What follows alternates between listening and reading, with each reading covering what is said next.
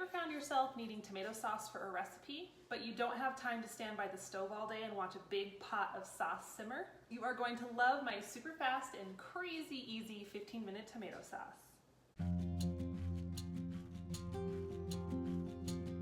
My tomato plants are definitely nearing the end of the season. They look a little puny, but they're just starting to turn red, so it's the best time of year.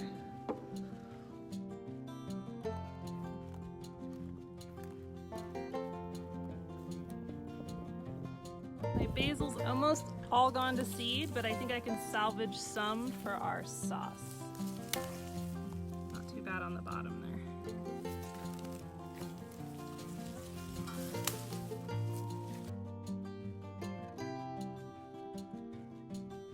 Now first off, let me start by saying there is absolutely a time and place for a long, slow-simmered tomato sauce with layers of flavor. I make a batch of that at least once or twice a year, and then I can it or freeze it and we'll use it for many months.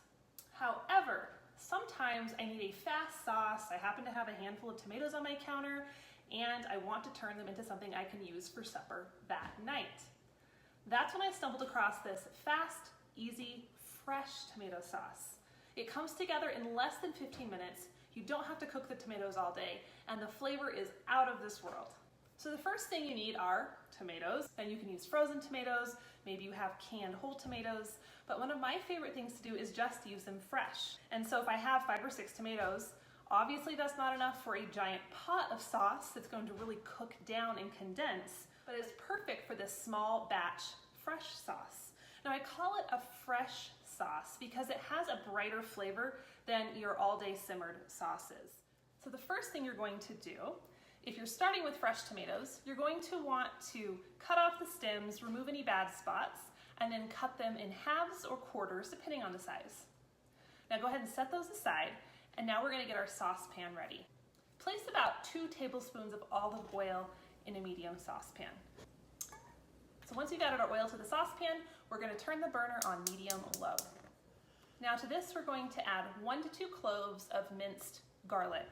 Now I'm a big garlic fan, so I definitely went with 2 cloves, but if you're very much adverse to garlic, you could just skip this step altogether. Now I'm just going to stir the garlic in the olive oil for just a minute or 2.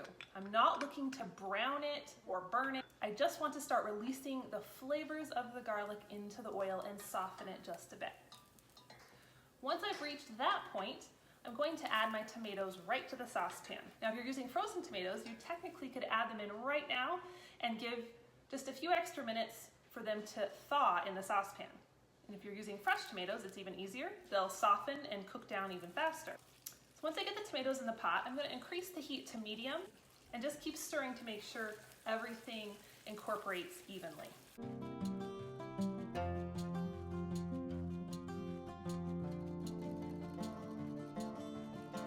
Now once they're softened, we're going to add our herbs. So I like to keep this sauce extremely simple. I like to use a bit of fresh basil and oregano. Now if you don't have fresh herbs, you can use a dried version instead, that's totally fine. And so today I'm just going to use about a handful of torn basil leaves fresh from the garden. And I actually don't have any oregano that looks very happy outside, so I'm going to opt for a teaspoon or 2 of dried crushed oregano instead. Now again, don't hold hard and fast to these measurements. This is very much a flexible recipe. You cook it to your taste and your preferences. Now as the herbs begin to incorporate, I'm going to add a pinch of sea salt and black pepper and keep stirring. Now everything should start to come together. It should be very juicy. The tomatoes should be very, very soft at this point. And you can simmer it for 5 to 10 minutes as you continue to stir occasionally.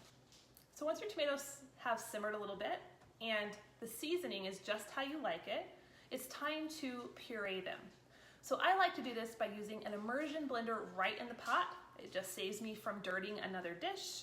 But if you don't have an immersion blender, you can absolutely put these into a blender or a food processor and give them a whirl there.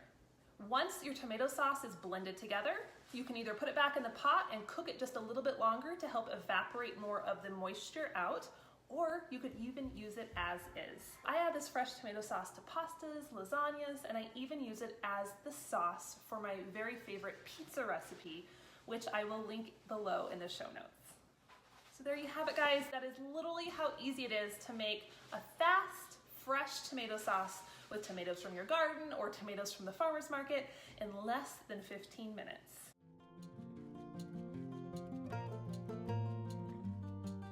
So I would love to hear your favorite addition to your homemade tomato sauce. I know everyone tends to have a secret ingredient, and I'd love for you to share yours below. For more homestead kitchen tips and vintage cooking skills, be sure to subscribe to our channel and hit the bell to be notified when we post a new video every Tuesday.